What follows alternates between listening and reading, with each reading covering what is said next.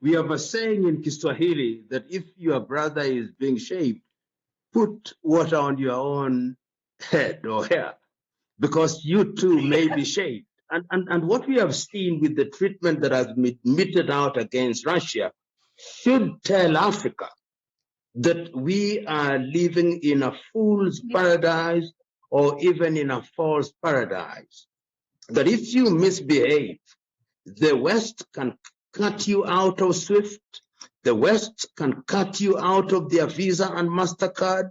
The West can ensure that they cut you off Twitter, cut you off Facebook, cut you off all these international communication systems, and you go back into darkness of sorts.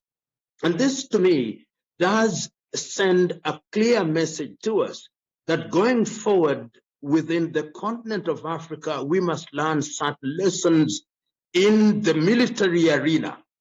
How organized are we? In the political arena, how organized are we? In the economic arena, how organized are we? How are we organized in our supply chain systems? Right now, Africa is very happy because Google have just landed their intercontinental connectivity in Lomé in Togo. That very same thing that has now landed in Togo, which we are going to depend on, can be switched off if we misbehave. And this is what has happened in the case of Russia. Perhaps Russia is a little bit different because technologically is ahead of many of the African countries. But we are so dependent on the Western world and increasingly dependent on Chinese in the things that we do in our capital cities and in our daily lives, that going forward, it is going to be very critical that we style up.